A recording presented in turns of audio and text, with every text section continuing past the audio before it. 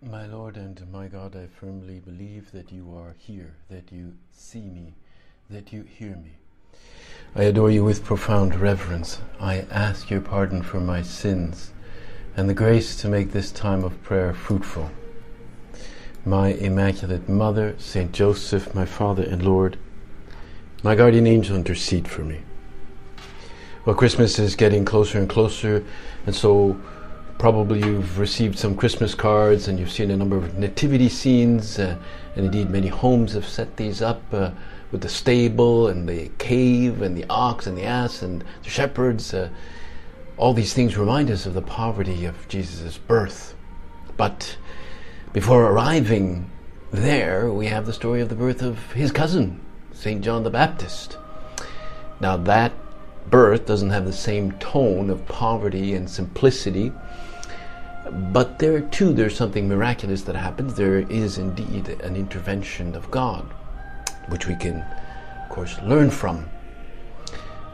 Now, both Jesus' birth and the birth of John the Baptist were announced by an angel.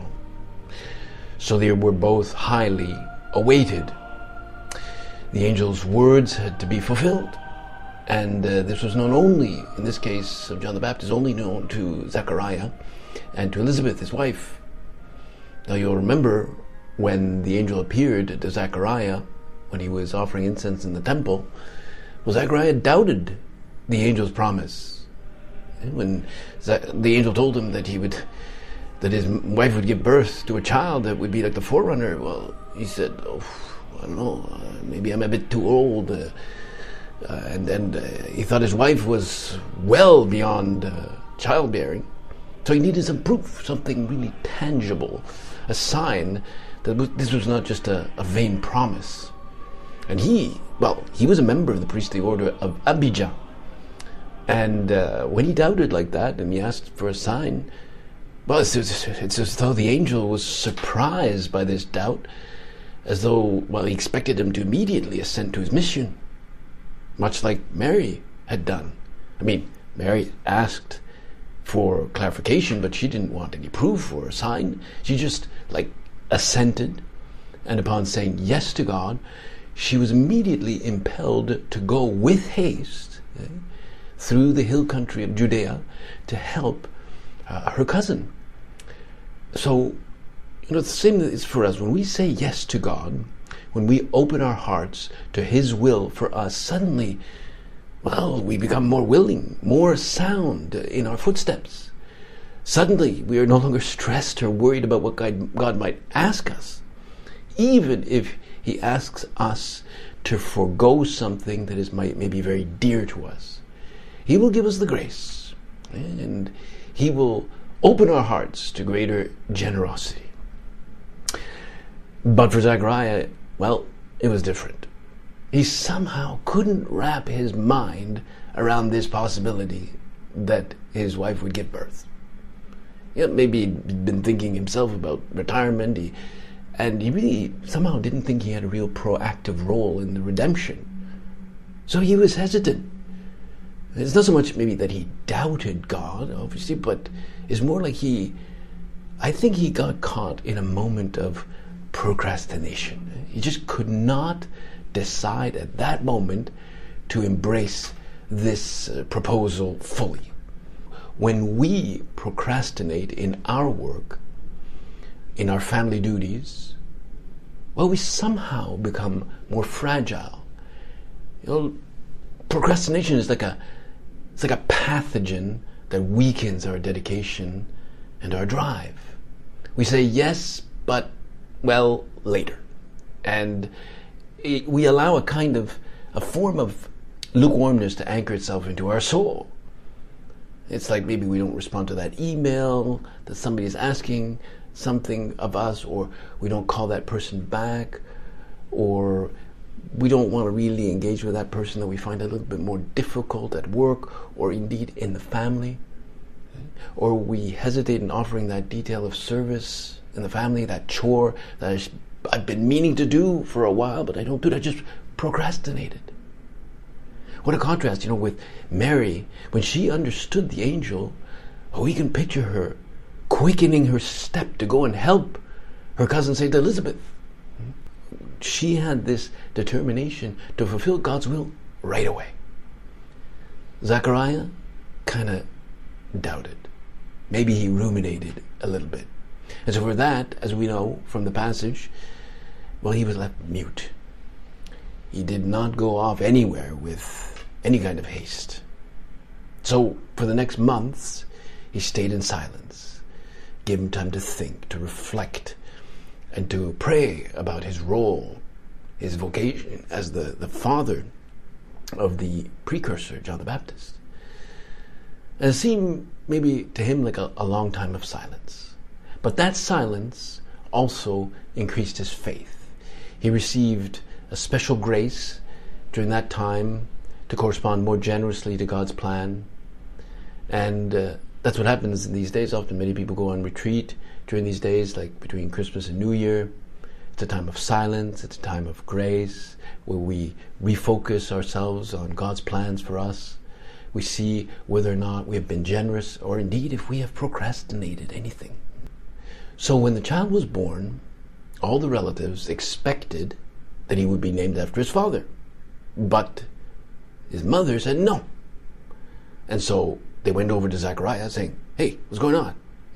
Your wife says she's not going to call him Zechariah. What's going on?" And so he made signals, and he got a tablet, wrote on it that one line: his name is John. Period. No discussion. And everybody was filled with wonder at that. He wrote that brief line in such a way that he must have looked quite serious, quite decided. It was clear. This time, well, there was no doubt, no hesitation, no waiting, no procrastinating about God's will. He had clearly remembered the presence of the angel in the temple, and now he was certain that he was imposing a name of great importance. And of course we see the great value of prayer, the great value of a time of silence. That name, John, was what God wanted. So Zechariah ensured that it would happen.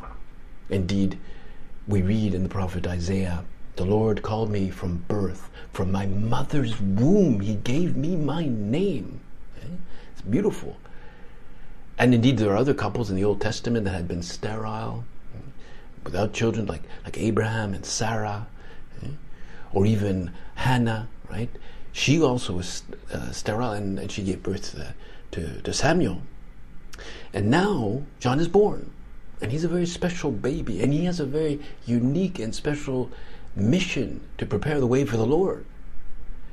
And it's a very different kind of birth from the birth of Jesus. In fact, there's a wonderful painting from the famous 17th century Spanish painter.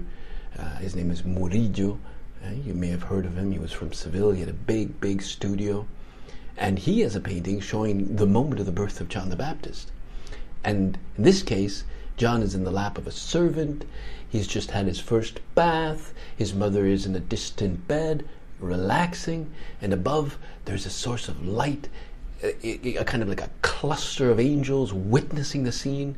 And the figure of John the Baptist himself is there. And he's there relaxing in this lovely bed. He's not in a manger.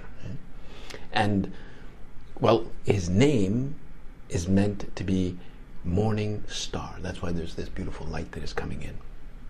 And indeed, St. Augustine also indicated how luminous John must have been. And indeed, in the liturgical calendar, there are only 3 people whose actual birth we celebrate. Christ himself, of course, on December 25th, the Nativity of the Blessed Virgin on September 8th, and John the Baptist, June 24th. But now it's actually taking place, the reading at least is taking place a few days before the birth of Jesus, so we can connect them. The Church believes that John was actually sanctified in his mother's womb. Well, that's probably why he leapt in the womb of his mother when Mary came pregnant herself to visit her cousin Elizabeth. In fact, I was reading in the infancy narratives written by Pope Benedict that Mary's visit, Mary's movement to Elizabeth, was really the first Eucharistic procession in history. Because Mary was this living tabernacle of God, made flesh. She is the Ark of the Covenant in whom the Lord visited and redeemed his people. And so Jesus' presence filled her with the Holy Spirit. And when she arrived there in Elizabeth's house, well, her greeting was just this overflowing with grace. And that's why John leapt in his mother's womb, as if he were aware of the coming of the one whom he would proclaim to Israel.